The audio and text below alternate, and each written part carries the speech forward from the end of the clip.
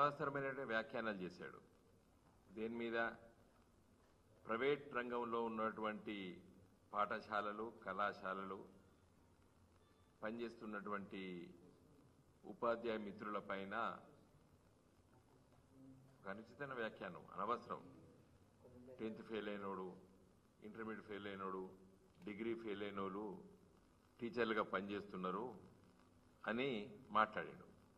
ఆయన ఎందుకు మాట్లాడాడంటే, మీకు అందరికీ తెలుసు, పత్రికా మిత్రులకైతే ఇంకా బాగా తెలుసు మా అందరికంటే, ఎక్కడ ఎవరుంటే వాళ్ళను సంబోధిస్తూ వాళ్ళకు మన మునుగజెట్టెక్కిస్తాడు. తెలంగాణ సామెత ఏమున్నది? మునుగజెట్టెక్కించాడు అంటే వాళ్ళని ఎక్కడో ఒకసారి కింద పడేస్తాడు, కానీ లేపుతాడు పైకి.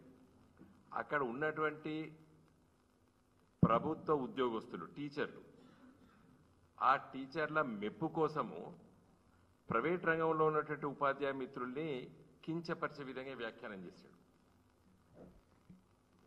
నేను ఇక్కడ ప్రభుత్వ టీచర్లు, ప్రైవేట్ టీచర్లు అనే వ్యత్యాసం నేను చూడడం లేదు. నేను అది చెప్పడానికి ఇలా పత్రికా విలేకరుల సమావేశం పెట్టా. ఎందుకంటే సరే, ప్రైవేట్ రంగంలో ఉన్నటువంటి ఉపాధ్యాయ మిత్రులు, వాళ్ళ సంఘాలు ఈరోజు పేపర్లో చూస్తే ఈ ప్రైవేటు రంగంలో ఉన్నటువంటి స్కూళ్ళకే పంపిస్తున్నారు కదా, ఈ ప్రభుత్వ రంగంలో పనిచేసే టీచర్ల పిల్లలందరూ మా దగ్గరకు వచ్చే చదువు నేర్చుకుంటారని వాళ్ళు వ్యాఖ్యానం చేశారు. 99% మంది ప్రభుత్వ టీచర్ల పిల్లలు మా దగ్గర చదువు నేర్చుకుంటారని చెప్పి వాళ్ళ సంఘం ఓటు స్టేట్మెంట్ ఇచ్చింది. నేను వాటి జోలి పోతలేను. నేను చెప్పదలుచుకున్నది ఏంటంటే, తెలంగాణ ఉద్యమ కాలంలో ముఖ్యంగా మేధావి వర్గంలో టీచర్ల పాత్ర చాలా గొప్ప పాత్ర. అది ప్రభుత్వ టీచర్లు, ప్రైవేట్ రంగంలో ఉన్నటువంటి టీచర్లు, వీరందరి దగ్గర మేము తిరిగినాం. నారదాస్ లక్ష్మణరావు లాంటి వాళ్ళు, మా లాంటి వాళ్ళము 2001 నుండి తిరిగిన సందర్భంలో మాకు దీనిపైన చాలా అవగాహన వచ్చింది. అసలు ఈ విద్యారంగం పైన 2-3 విషయాలు ఇవాళ నేను పత్రికా మిత్రుల ద్వారా ఈ రాష్ట్ర ప్రభుత్వానికి, ముఖ్యంగా రేవంత్ రెడ్డి గారికి చెప్పదలుచుకున్నాను. మీకు అందరికీ తెలుసు, 2009 ఆగస్టులో మనకు RTE చట్టం వచ్చింది, రైట్ టు ఎడ్యుకేషన్ చట్టం వచ్చింది. పార్లమెంట్ చట్టం చేసింది. రాజ్యాంగంలో ఉన్నటువంటి ఆర్టికల్ 21A మనం పొందపరుచుకున్నాం. హక్కు వచ్చింది. Right to education has become a fundamental right now.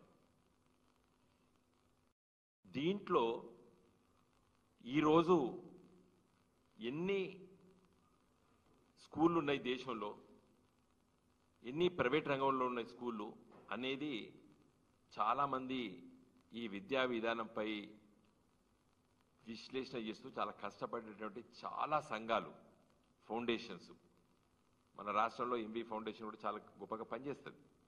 నేను వాళ్ళందరితో ఇంటరాక్ట్ అవుతుంది చాలా రోజులు. ఇంకా చాలా NGO సంఘాలు ఉన్నాయి. ఇది విద్యా విధానం పైన కోవా లాంటి చాలా చాలా ట్రై చేస్తున్నారు, ఎట్లా విద్యా విధానాన్ని ఏ విధంగా తీసుకెళ్లాలని. వాళ్ళ పరిశీలన లోపట నేను మీకు సాఫ్ట్ కాపీ ఇస్తాను. తర్వాత మీకు నేను డీటెయిల్స్ చెప్తాను.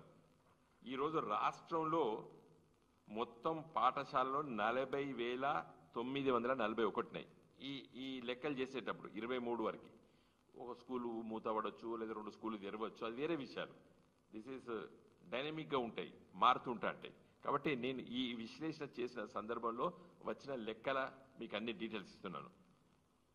40,941 పాఠశాలలు మొత్తం ఉంటే దీంట్లో ప్రభుత్వ పాఠశాలలో 30,307 ప్రైవేట్ రంగంలో ఉన్నాయి. సరే, 13,000 ఉన్నాయని చెప్పి ఇప్పుడు చెప్తున్నారు. ఆ లెక్క కూడా చెప్తాను. ఇది తీసినప్పుడు ఒక లెక్క ఉన్నది, 11,000 చిల్లర ఉన్నది. సరే, అవి మారుతుంటారు. అయితే మొత్తం విద్యార్థుల సంఖ్య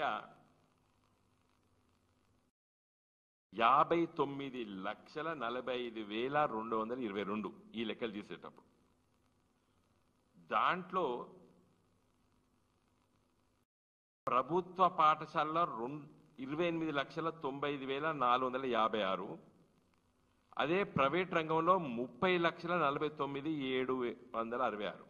అంటే 30,000 పాఠశాలల దగ్గర 28 లక్షల మంది చదువుతారు. 13,000 స్కూళ్ళ దగ్గర 30 లక్షల మంది చదువుతారు. అల్టిమేట్లీ ఈ స్టాటిస్టిక్స్ తీసి మనం గీస్తే 70% ప్రభుత్వ స్కూళ్ళు ఉన్నాయి, ప్రైవేట్ స్కూళ్ళు 30% ఉన్నాయి. కానీ విద్యార్థులు మాత్రం 50-50 ఉన్నారు. ఇంకా ప్రైవేట్ రంగంలో ఎక్కువ ఉన్నారు, 51% ఉన్నారు. 49% ప్రభుత్వ పాఠశాలల్లో.